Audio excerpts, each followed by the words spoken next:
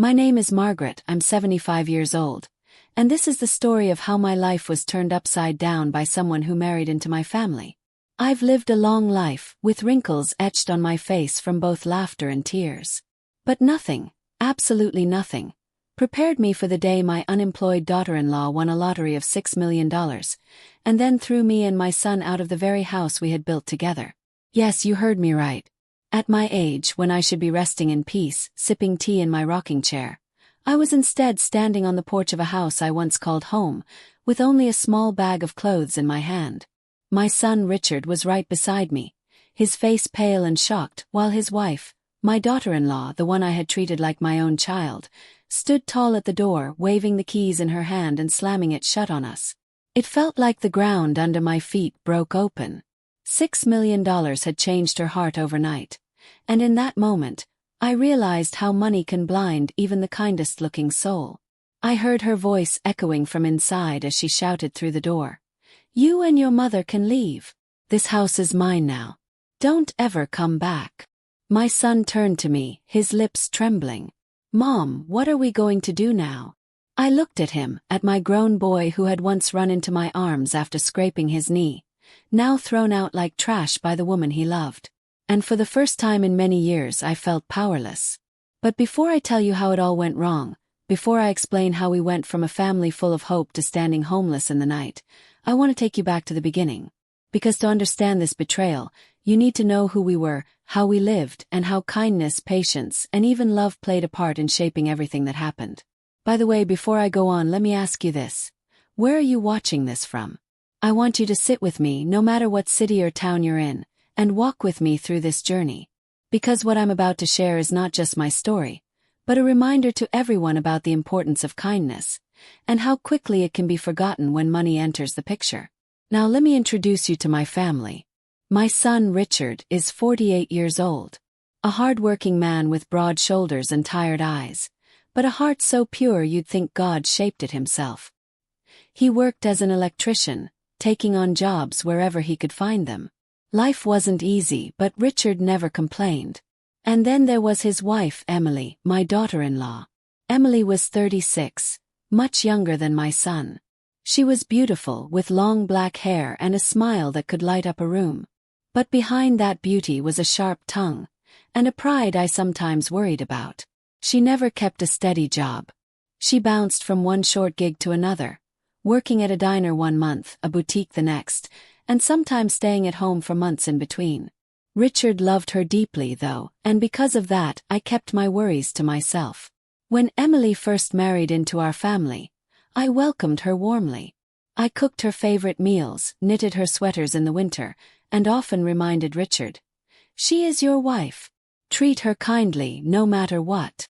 I truly believed that with time, she would grow into a woman who valued family above all else. But oh, how wrong I was. Life before the storm was not perfect, but it was simple. I lived in the little house with Richard and Emily.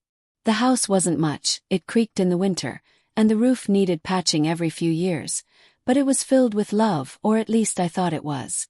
We shared meals together, sometimes laughing over silly jokes, sometimes sitting in silence when bills piled up and money grew thin. There were days Richard came home with grease-stained hands and a tired back, and Emily would scold him, saying, "Why can't you find a better job? Why can't you give me the life I deserve?" I often stepped in gently, reminding her, "Emily, be patient. Life is not about riches. It's about family, about love." She would smile politely, but I could see in her eyes she wasn't convinced. Still, I held on to hope. But then came the day everything changed. It was a bright morning when Emily walked through the door waving a lottery ticket, her face glowing with excitement. I was in the kitchen, stirring a pot of soup, when she shouted, "Margaret! Richard! You won't believe this." Richard rushed in, wiping his hands on a rag. "What is it?" Emily's voice shook with joy as she held out the ticket. "We won. $6 million. $6 million, Richard. Do you understand what this means?" The spoon slipped from my hand and clattered into the pot. $6 million. My mind couldn't even process the number. I looked at my son, and he looked back at me with the same disbelief. But in Emily's eyes, I saw something else. Fire. A hunger. And though I didn't want to admit it then, I knew in my heart that this blessing would soon turn into a curse. First, everything seemed like a dream. Emily laughed, danced around the kitchen and hugged my son. She promised, "Richard, our lives will never be the same again. We'll buy a new house, new cars, everything we ever wanted." But something about the way she said "our lives" left me uneasy, because I didn't hear family in her voice. I only heard me. Still I smiled because what else could I do? I whispered a prayer that money wouldn't change her heart. But little did I know the change was already happening. And it wasn't long before that dream turned into a nightmare. Because the same Emily who once borrowed my shawl when she felt cold, the same Emily who I had nursed when she fell sick with the flu, would soon become the very person to slam the door in my face and throw me and my son out of our home with nothing but shame. And that, my dear friends, is when the story truly begins. The night she threw us out, the air was bitterly cold. The autumn wind stung my cheeks as I stood on the porch, staring at the locked door that had been my home for years. My son Richard leaned against the railing. His fists clenched so tight his knuckles turned white. I could hear the muffled sound of Emily laughing inside, as though our misery was nothing more than entertainment to her. I wanted to believe it was a bad dream. Maybe if I pinched myself, I would wake up in my warm bed, with Emily bringing me tea the way she sometimes did when she was in a good mood. But this was no dream. It was reality.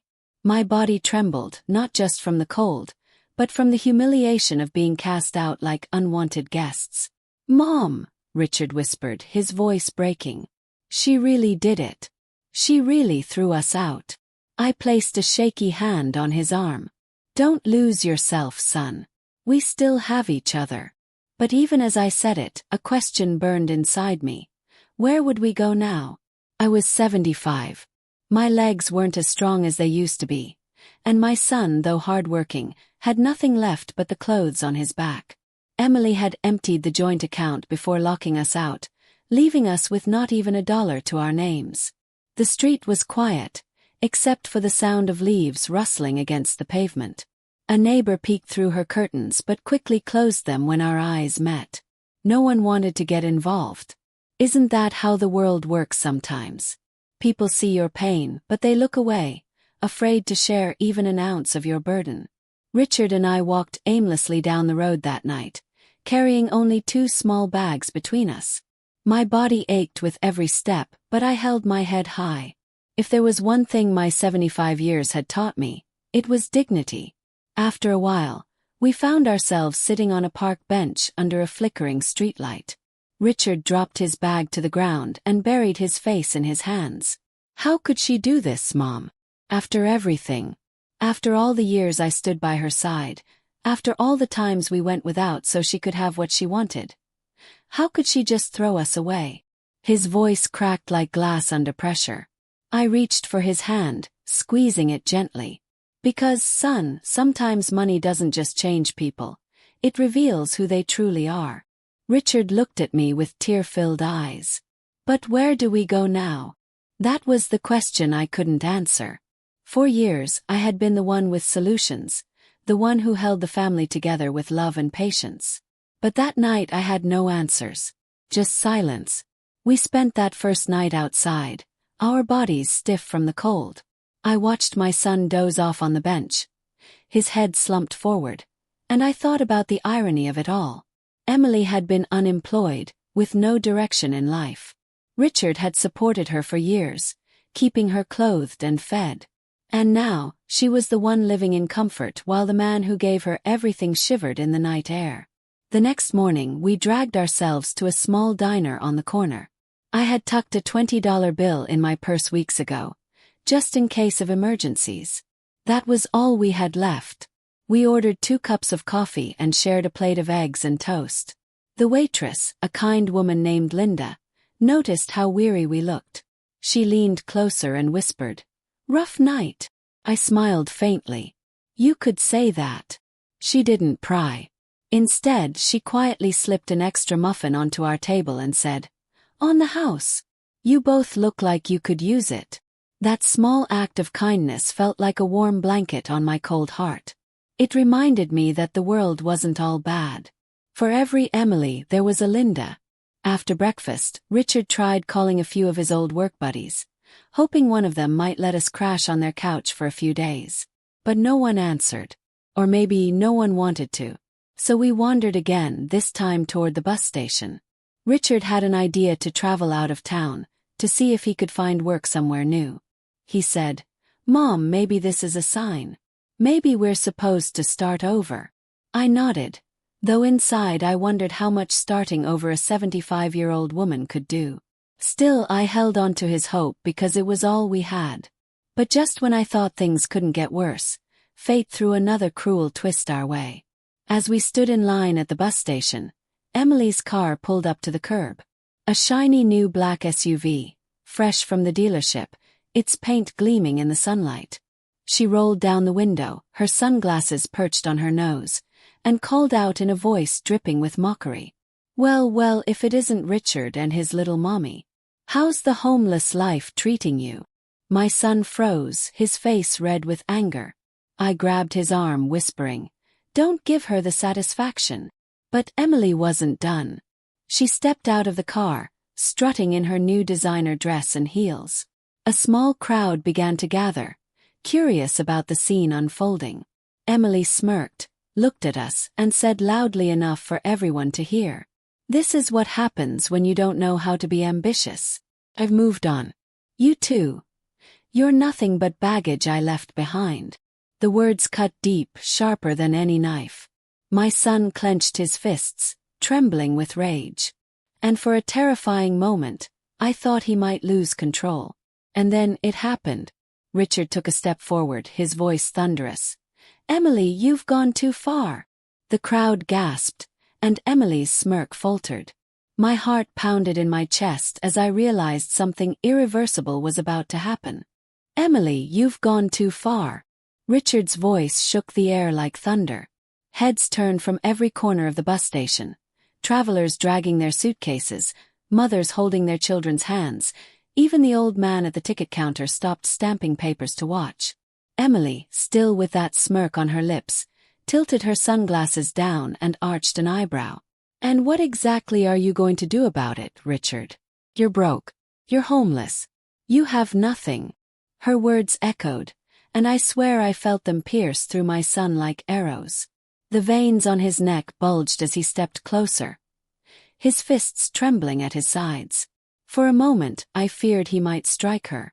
My son, my gentle boy who once picked flowers for me on Mother's Day, looked like a volcano about to erupt. "Richard, no!" I cried, grabbing his arm, my old fingers clutching with all the strength I had left. "Don't let her drag you down to her level." But Emily wasn't backing down. She stepped right into his face, her perfume sickeningly sweet, her voice sharp as glass. "Do it. Hit me. Show the world what kind of man you really are. The loser who couldn't even keep a roof over his mother's head." A murmur rippled through the crowd. I saw phones raised, strangers recording everything. My heart sank. One wrong move, and my son's entire life would be ruined. Richard's chest heaved. His jaw clenched so tightly I thought his teeth might break. And then, in one moment of sheer will, he turned his back on her. He closed his eyes, fists still shaking, and walked back to me. The crowd sighed in disappointment, some even booing as if they were watching a play that ended without a fight. Emily laughed. Oh, how she laughed! A high, mocking laugh that cut through the air.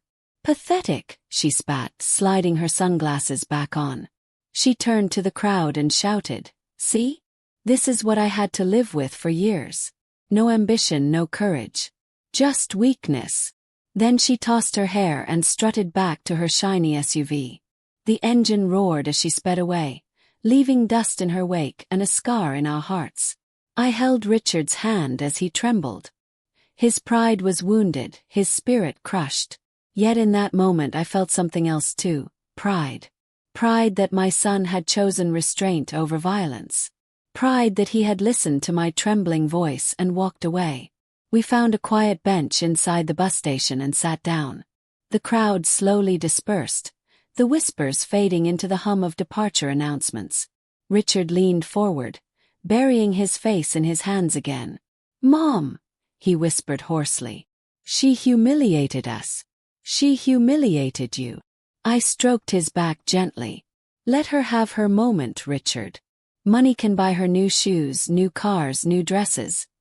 But it can't buy her peace. It can't buy her respect." For the first time since being thrown out, I saw tears fall down my son's cheeks. And I knew he wasn't just mourning the loss of his home. He was mourning the loss of love, trust, and the life he thought he had built. The hours crept by. We didn't have enough money for the bus tickets. Not after breakfast. My body was weary, my bones aching, but I forced myself to stay strong.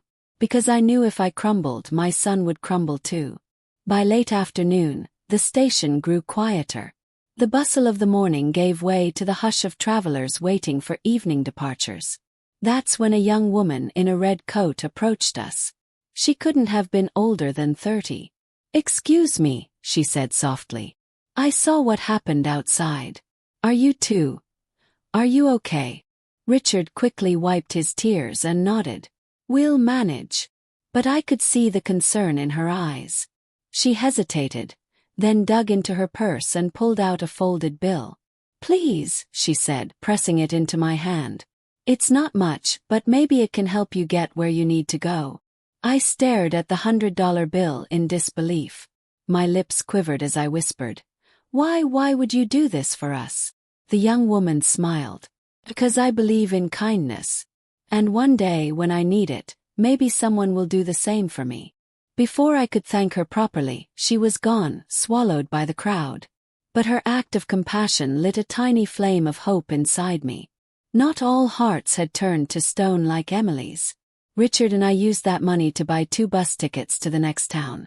As the bus rumbled down the road, I leaned against the window, watching the world blur past. A strange calm settled over me. Perhaps this was our chance to rebuild, to start fresh. But just as I was beginning to believe in that hope, the bus driver's voice crackled over the speakers. "Attention, passengers. We've been instructed to pull over for a security check. There seems to be a report of 2 individuals traveling under suspicion." My stomach dropped. Whispers broke out among the passengers. Richard looked at me, eyes wide with alarm. And then, as the bus slowed to a stop and uniformed officers came into view, a chilling thought struck me. What if Emily had done something to set us up? The bus hissed to a stop on the side of the road, its brakes squealing in protest. My hands gripped the edge of the seat, knuckles white, as 2 uniformed officers climbed aboard. Their boots thudded against the floor, heavy and final. "Ladies and gentlemen," the taller officer said, his voice firm but calm. "We received a report concerning 2 passengers. We'll need to check everyone's identification." A nervous murmur spread through the bus. Passengers began fumbling for wallets and purses. My heart pounded against my ribs like a drum. Richard glanced at me, his eyes wide. "Mom," he whispered, "what if this is Emily's doing?" I pressed his hand, my voice trembling. "Stay calm. We've done nothing wrong." But deep down, a storm was raging in my chest. Emily had power now, and with money, power can turn into cruelty. Was this her new game? To not only throw us out but to drag our names through the mud? The officers moved row by row, checking IDs. The bus was silent except for the rustling of bags and the occasional cough. When they reached our row, the tall officer held out his hand. "Identification, please." Richard handed over his driver's license, his jaw tight. I slowly pulled out my old state ID, my hands shaking so much I nearly dropped it. The officer studied them, his face unreadable. "Step off the bus, please," he said. Gasps erupted. My heart lurched. Richard stood quickly, shielding me with his body. "What's the problem, officer?" "We need to ask you a few questions," the officer replied. "Both of you." The eyes of every passenger followed us as we made our way down the narrow aisle. I could feel the weight of their stares. Judgment, pity, curiosity. It burned worse than fire. Outside, the cool wind slapped my face as we stood near the flashing lights of a patrol car. The shorter officer, a woman with stern eyes, pulled out a notepad. "We received a tip," she said. "Someone reported that you two may be traveling with stolen money." "Stolen money?" Richard's voice cracked with disbelief. "That's ridiculous. We don't even have money." I clutched my bag tighter, my heart hammering.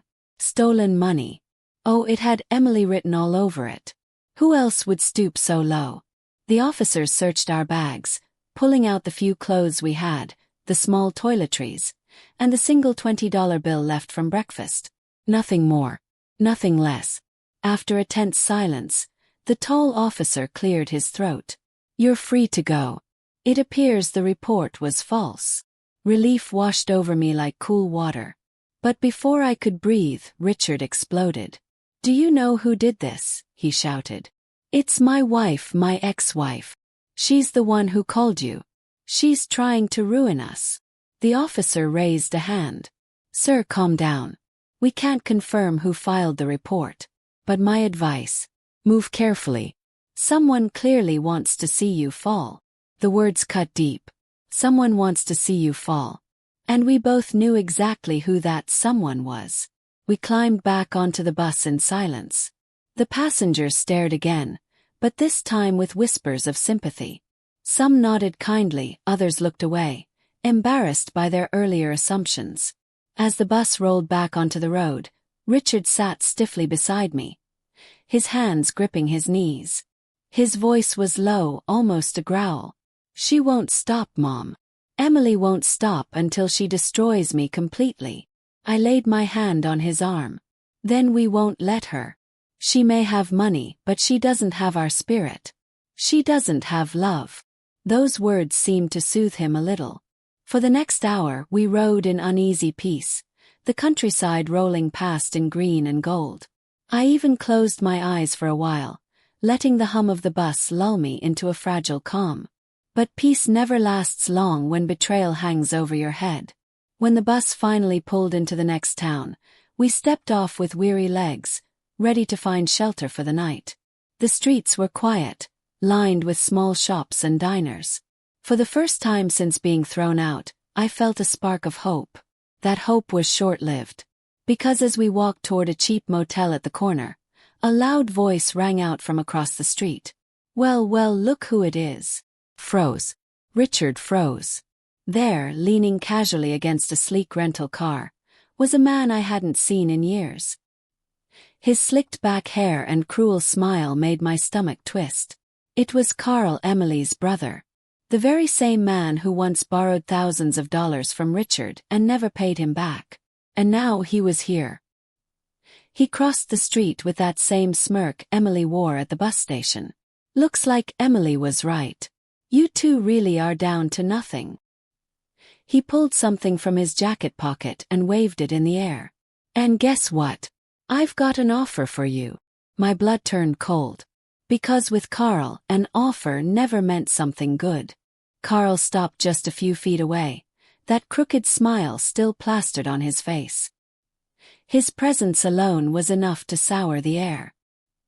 He wore a leather jacket, a gold chain glinting at his neck, and the smell of expensive cologne that didn't hide the stench of arrogance. "Surprised to see me?" he asked, his voice dripping with mockery.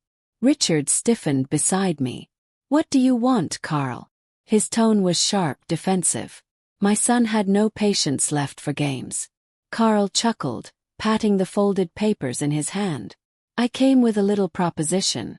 Emily told me everything. How you're wandering around broke. How you're clinging to your mommy like a scared child. Pathetic, really. But lucky for you, I'm generous." My stomach churned. Whenever Carl used the word generous, it meant he was about to manipulate someone into doing something terrible. Richard narrowed his eyes. "Get to the point." Carl stepped closer, lowering his voice so only we could hear. "Emily wants you out of her life completely. No calls. No showing up at the house. No embarrassing scenes like the one at the bus station. If you agree to disappear quietly, I'll give you $10,000 cash. Right now." The words hit like a slap. $10,000. Enough to buy us food, shelter, maybe even a chance to get back on our feet. But the condition: to vanish from Emily's life forever. I felt Richard's body tense beside me. His face flushed red, his fists curling again. You think I can be bought off like some stranger? You think I'll abandon my marriage, my dignity, for your dirty money? Carl's grin widened. Marriage? Please. Emily doesn't even say your name anymore. Your history, Richard. I'm just giving you a chance to accept it like a man. I squeezed Richard's arm, trying to calm him. My voice trembled. Carl, we don't need your money. Take your offer and leave us in peace. But he wasn't done. He leaned closer, his eyes gleaming with cruelty. Fine. Refuse me. But just know this: Emily isn't finished with you. She has 6 million reasons to make sure you never crawl back. And me. I'm the one she'll use to make it happen. With that, he shoved the papers into Richard's chest. They fluttered to the ground, scattered by the wind. Carl laughed, strutted back to his car, and drove away, leaving the stink of his presence behind.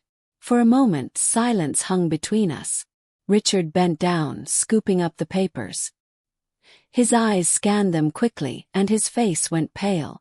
They're divorce papers, he whispered. His voice cracked like a boy's.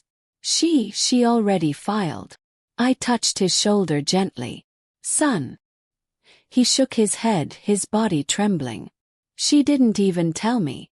He just sent Carl. Like I'm nothing. I pulled him into my arms, holding him tightly. My strong, grown son, now breaking into pieces in my embrace. The divorce papers crumpled in his fist as he buried his face against me. For the next hour, we walked the streets aimlessly. The sun had set, the neon lights of diners and gas stations glowing in the dark. My body ached, my legs screamed for rest, but my heart refused to stop. I kept reminding Richard of one truth: we still had each other. Finally, we found a small church at the edge of town. Its doors were open, warm light spilling into the night. Inside, the pews were empty except for an old pastor sitting near the altar. He looked up as we entered, his eyes kind, his face lined with years of wisdom. You look tired, he said softly. Please sit. We did. The wooden pew creaked under my weight, but the warmth of the church soothed me instantly. For the first time in days, I felt safe. The pastor listened quietly as Richard explained our story, his words spilling out like a flood. The betrayal, the eviction, the humiliation, the police, and now Carl's offer. The old man never interrupted, only nodded slowly, his hands folded in his lap. When Richard finished, his voice hoarse, the pastor finally spoke. Son, sometimes God allows people to show their true colors, not to hurt you but to free you.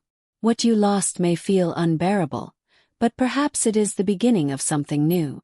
A chance to build a life where your worth isn't measured in money or cruelty. His words sank into me like sunlight breaking through clouds. I felt Richard's shoulders relax for the first time since this nightmare began. That night, the pastor arranged for us to sleep in a small guest room at the back of the church. It wasn't much, a single bed, a thin blanket, and a little lamp, but it was more than we had hoped for.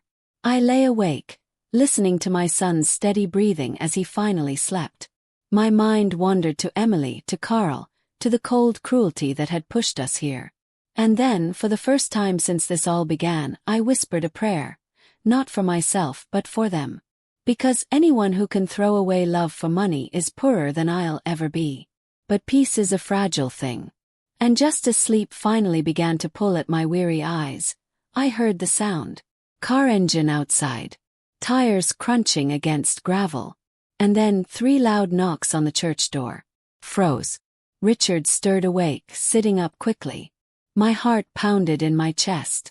And then a voice boomed through the wooden door. Richard. Margaret. Open up. We know you're in there. My blood ran cold. It was Carl's voice. The pounding on the church door rattled through the quiet night, each thud echoing like a hammer against my chest. Richard. Margaret. Open up. Carl's voice boomed, rough and commanding. You can't hide in there forever. Richard jumped to his feet, fists clenched. His face flushed red with fury. I've had enough of him, Mom. I won't let him follow us everywhere. I struggled up from the bed, my joints aching, and grabbed his arm before he could storm to the door. No, son, I whispered urgently. Not here. This is a holy place. The pastor appeared from the hallway, calm but alert. His silver hair glowed in the dim light as he approached the door. Who's there? He called firmly. It's Carl, came the reply. I need to speak to Richard. The pastor turned to my son, his eyes steady. Do you want to speak to him? Richard's jaw tightened. No. I've got nothing to say to him. The pastor nodded once, then spoke through the door, his voice steady as stone. This is a house of God. If you have business, it will wait until morning. Leave this place in peace. For a moment silence hung heavy outside. Then Carl's laughter rang out, mocking, sharp, cruel. Fine. But just know, Richard, Emily has plans for you. Big plans. And when she's done, not even your precious little mommy will be able to save you. The sound of tires screeched against gravel as he sped off into the night, leaving a cloud of dust and a chill in my heart. Richard slumped into a pew, his hands covering his face. He won't stop, Mom. Emily won't stop. They'll keep chasing us until they break me completely. I sat beside him, my wrinkled hand resting on his arm. Listen to me, son. They may have money, cars and power, but we have something stronger, truth. And truth always finds a way to win. For a long while the church was silent. The flickering candles cast soft shadows on the walls. Slowly Richard's breathing steadied. The pastor offered a quiet prayer with us before returning to his quarters, leaving us in fragile peace. That night I didn't sleep. I lay awake, watching my son drift in and out of restless dreams. My mind churned with questions. How far would Emily and Carl go? And why? Was it not enough to throw us out? Why chase us down, humiliate us, and drag our names into the dirt? By morning a decision was made. We couldn't keep running. We needed to find work, stability, something to stand on before Emily's claws reached us again. The pastor, kind as always, gave us a small envelope before we left. Inside were $50. Money he said came from the church's donation box. Use this to eat, he said gently. And remember, storms don't last forever. Richard and I thanked him with tears in our eyes, then stepped back into the world. The small town was quiet, its streets lined with diners, hardware stores, and a few run-down apartments. It wasn't much, but it was a place to begin. We walked into a local diner, hoping to find work. The owner, a stout woman with kind eyes, looked us up and down. Richard explained his skills as an electrician, and to my surprise she nodded. We've had trouble with the wiring in the kitchen. If you can fix it, I'll pay you. Richard rolled up his sleeves and went to work. His hands steady even though his heart was still heavy. I watched him from the corner, pride swelling in me. No matter how much Emily tried to tear him down, he still had worth. He still had dignity. By evening he had fixed the wiring, and the diner's lights glowed brighter than ever. The owner handed him $75 in cash, plus a warm plate of meatloaf and mashed potatoes for each of us. As we sat in the booth, eating like we hadn't eaten in days, I felt a spark of hope. Maybe this was the beginning of something new. Maybe we could rebuild, piece by piece, even if the world thought we were finished. But hope is a fragile flame, and darkness is always waiting to snuff it out. Because just as we finished our meal, the diner's television caught my eye. A news broadcast was playing, the anchor's voice sharp and serious. The headline scrolling across the bottom froze me in place. Local woman wins $6 million lottery. Files restraining order against estranged husband. And there, on the screen for the whole world to see, was Emily's face. Smiling. Triumphant. My fork clattered against the plate. Richard's hands shook as he gripped the table. A restraining order, he whispered, his voice hollow. She's making me look like a criminal. The world spun around me. Emily wasn't just destroying him privately anymore. She was destroying him publicly. And I knew, deep in my bones, that this was only the beginning. The sound of Emily's name on that television screen felt like a dagger twisting into my chest. Her smiling face filled the diner, bright and polished like she was the Queen of America. She looked nothing like the bitter, unemployed woman who once lived under my roof, sulking over burned dinners and unpaid bills. No, this Emily wore a new face, one of wealth and power. "Richard," I whispered, my voice trembling, "don't listen to her lies." But Richard was frozen. His eyes locked on the screen. The anchor's voice carried on. "Emily Thompson, a local resident, has won $6 million in the state lottery. She has filed a restraining order against her estranged husband, Richard Thompson, citing emotional distress and claims of harassment. Thompson, who is currently unemployed, has not responded to the allegations." The camera cut to Emily standing outside the courthouse, reporters swarming her like bees around honey. She held her head high, her arm hooked in Carl's as though he were her proud protector. "I'm finally free," she told them, her voice dripping with false sweetness. "Now I can live in peace without fear. Money doesn't change who you are, it just reveals it. And what it revealed about Richard is something I never want to see again." The diner went silent. Every fork, every cup of coffee seemed to pause midair. People turned to stare at Richard and me, their faces shifting from curiosity to suspicion. "That's him," someone whispered at the counter. "That's the guy she's talking about." My son's cheeks burned red. He stood up abruptly, his chair scraping against the floor. "We need to go, Mom." I gathered my things quickly, my heart pounding as the eyes of strangers followed us out the door. Outside, Richard leaned against the wall, his breathing ragged. "She's painted me as a monster," he choked. "And they believe her. Everyone's going to believe her."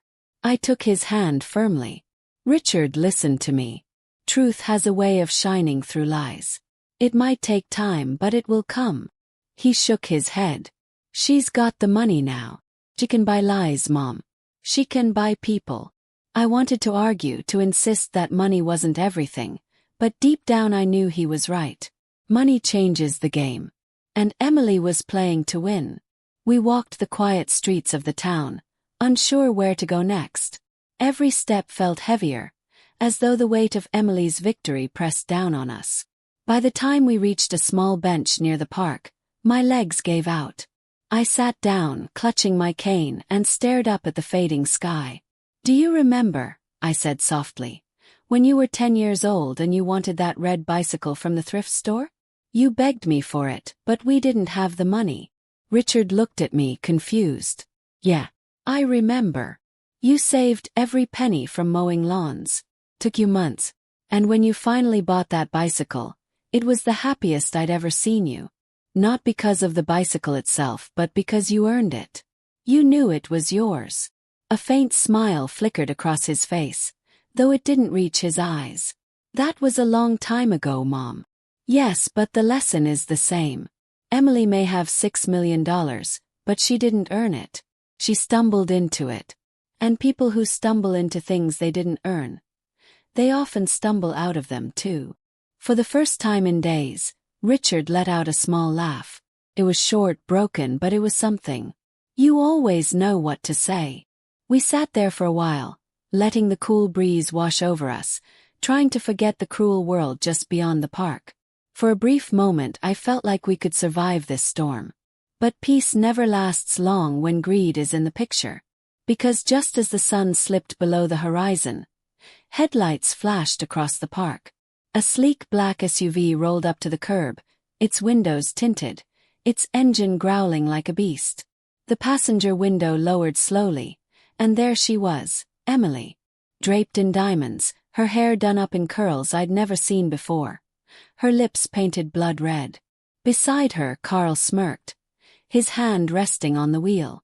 "Well, well," Emily's voice called out, smooth and cold. "Look who we have here. My poor little ex and his mommy, sitting on a park bench like beggars. Richard jumped to his feet, fists clenched. My breath caught in my throat. Emily leaned out of the window, her smile wicked. "Enjoy the view, Richard. Because this is the last time you'll ever be this close to me.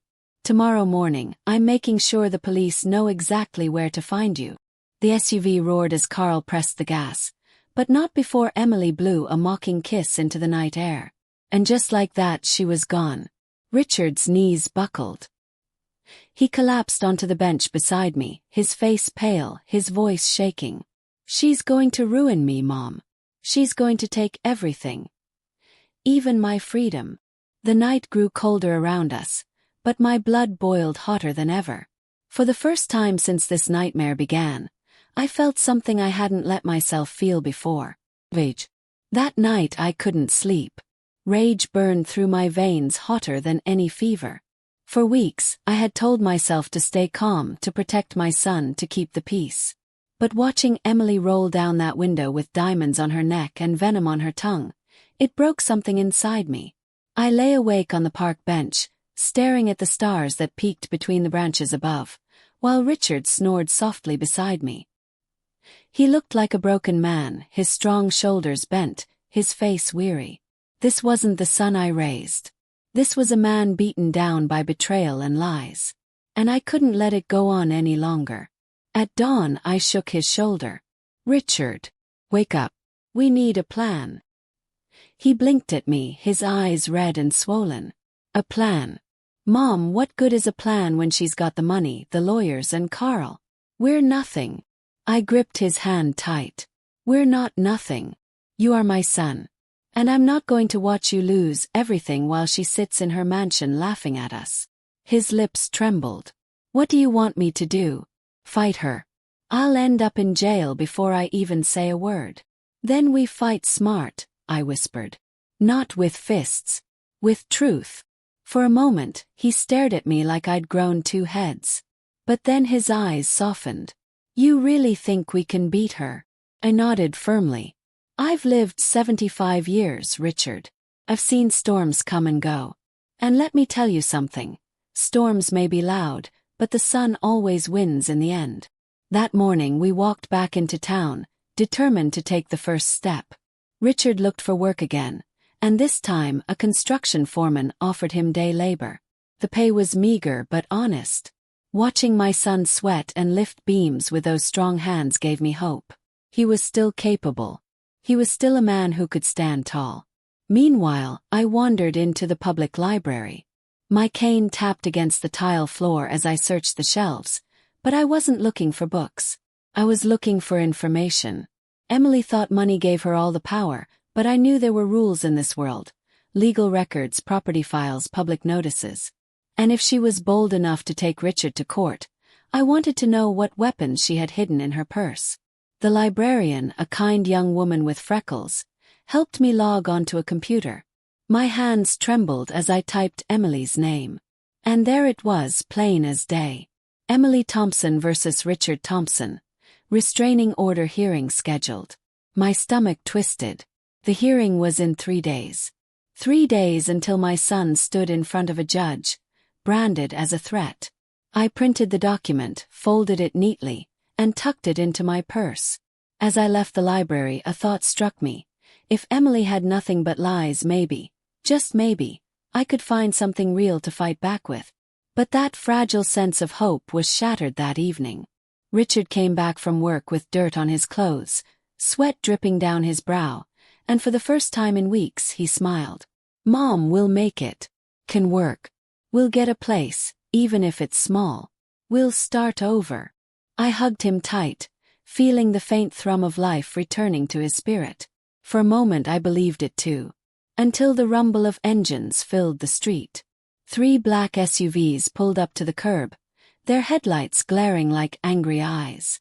Doors slammed shut, and out stepped Carl and 4 men I had never seen before. They weren't just friends, they were muscle. Big men, built for intimidation, each one dressed in black. Emily stepped out last, her heels clicking against the pavement, her diamonds flashing under the streetlights. She looked at Richard, then at me, her smile sharp as a blade. I told you this was the last time you'd be close to me, she said, her voice calm, dangerous. But I didn't say it was the last time I'd be close to you. Carl smirked, cracking his knuckles. You should have stayed gone, Richard. Now we're gonna make sure you understand what happens when you don't listen. The men moved forward, circling us. Richard pulled me behind him, his body tense like a lion ready to strike. My heart thundered in my chest. This wasn't just about money anymore. This was war.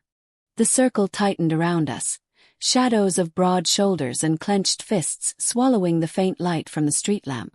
Richard stood tall, his fists clenched, his chest heaving. I could feel his heart pounding through the back of his shirt as I gripped his arm. Emily crossed her arms, her diamonds glittering like stars against the night. You should have taken the hint, Richard. I gave you the chance to crawl away quietly. But no, you had to embarrass me, make me look like I abandoned some poor, pitiful man. Richard's voice was low, strained with fury. You didn't just abandon me, Emily. You destroyed me. Carl stepped forward, his grin sharp. Oh, stop crying. She traded up. You were dead weight. Now step aside before I make you regret still breathing. The men closed in, and I knew what was coming. My cane shook in my hand, but I held it tight, refusing to let fear paralyze me. Richard, I whispered, don't fight with anger. Fight with purpose. It was too late. The first man lunged, swinging at my son. Richard dodged, landing a punch that cracked against the man's jaw. The sound echoed through the empty street. Another rushed in, grabbing Richard by the shoulders, but Richard twisted free, slamming his elbow into the man's ribs. Chaos erupted. I shouted for help, though I knew no one would come. This wasn't the kind of fight neighbors wanted to get involved in. Emily stood back, smirking, her arms crossed like she was watching a show she'd bought tickets to. Richard fought like a man who had been cornered for far too long, every punch fueled by months of humiliation, every shove powered by rage and desperation. But there were too many of them.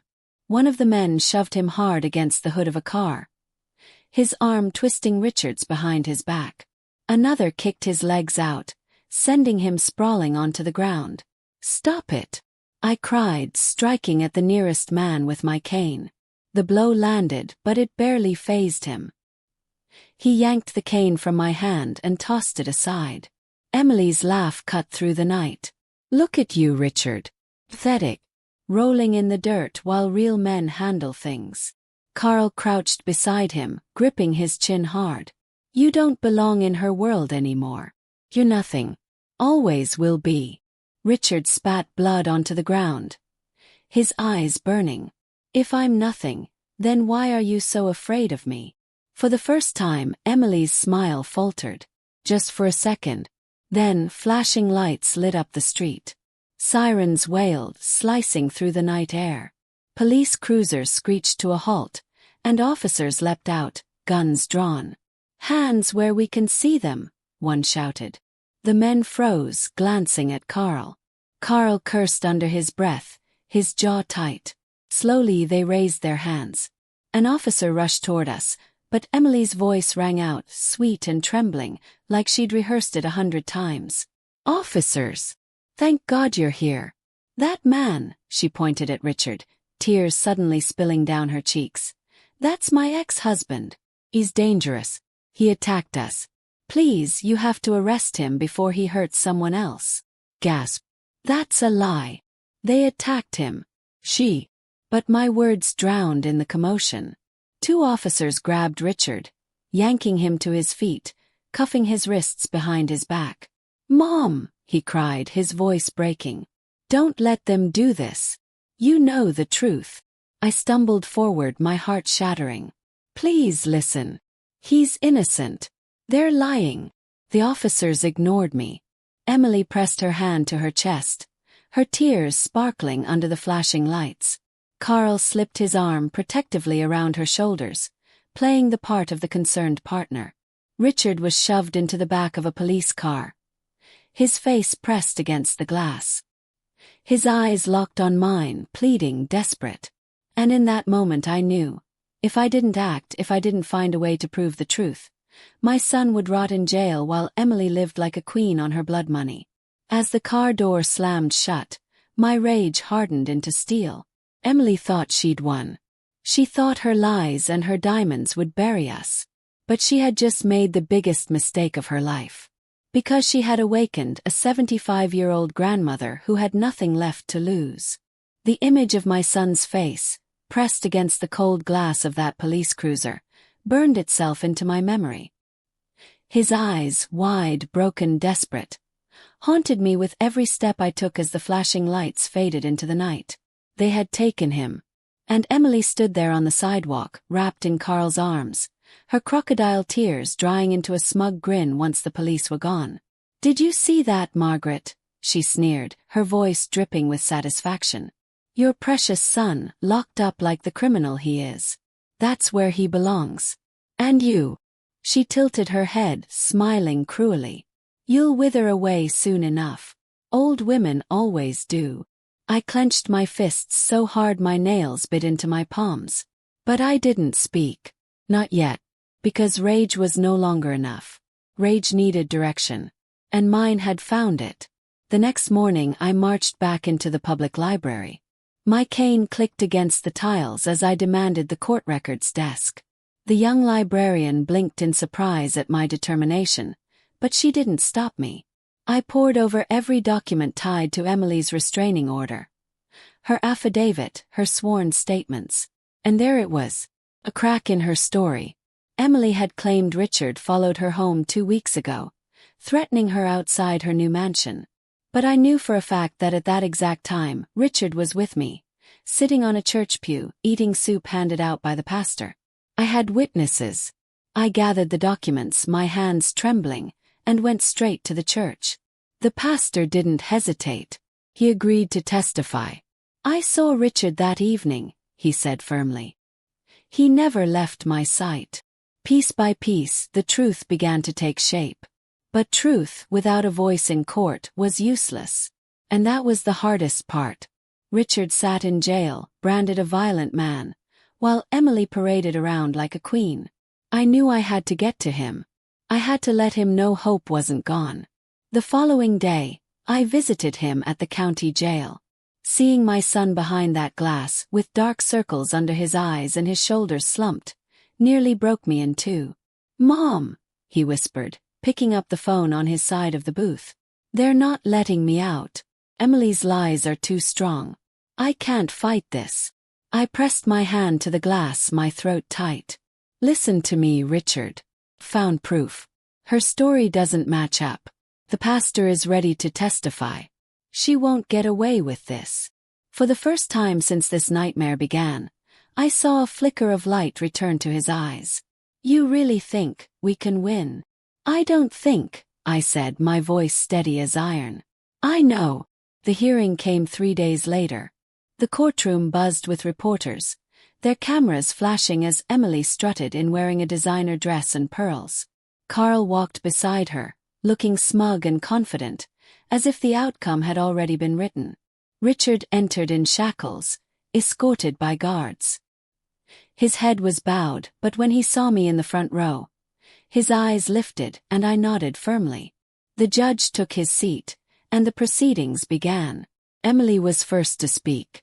Her voice cracked with false tears as she described Richard as a dangerous man who couldn't let go, claiming he had stalked her and made threats. The jury leaned in, some nodding, some frowning. Then came our turn. Richard's lawyer, a kind man who believed in justice more than money, stood and called the pastor to the stand. The pastor's voice was steady as he described the night Emily swore Richard had stalked her. "Richard was with me the entire evening," he said firmly. "He never left the church. Her story is false." Gasps rippled through the courtroom. Emily's eyes widened, but she quickly masked it with another tearful look. "Lies," she cried. "They're all lying for him." But then came the second blow. The librarian stepped forward, records in hand, proving that Emily had filed her affidavit from a luxury hotel that same evening, miles away from the mansion she claimed Richard had threatened her at. The courtroom erupted in whispers. The judge banged his gavel for silence. Emily's face paled. Carl shifted uncomfortably beside her. Piece by piece, their story unraveled. By the time Richard himself took the stand, speaking of his humiliation, his desperation, and the night he was beaten in the street, the jury's eyes had turned from suspicion to sympathy. Finally, the judge spoke, his voice echoing through the silent room. The evidence shows that the plaintiff, Emily Thompson, has made false claims against her ex-husband. The restraining order is dismissed. Furthermore, this court will be opening an investigation into perjury and conspiracy. The gavel struck. Richard was free. I sobbed, covering my face with trembling hands. My son, my broken, battered son, was free. Emily shrieked, lunging forward, but Carl held her back. Reporters swarmed them, shouting questions, flashing cameras. Her diamonds no longer looked like trophies. They looked like shackles. As Richard walked toward me, unshackled, his arms wide open, I felt a strength inside me I hadn't felt in years. We had survived. "Mom," he whispered, hugging me tight. "You saved me." I smiled through tears. "No, son. We saved each other." Outside the courthouse, the sun shone bright, as if the storm had finally broken. Reporters chased after Emily, Carl trailing behind her with his face red and furious. But we didn't look back. For the first time in months, we looked forward. Toward healing. Toward rebuilding. Toward a life not defined by money or lies, but by truth, dignity, and love. And as we walked down those courthouse steps, I thought of the lesson I wanted the world to hear. Money can buy lies. Money can buy power. But money can never buy peace. Because peace only comes when truth wins. And truth, no matter how long it takes, always wins.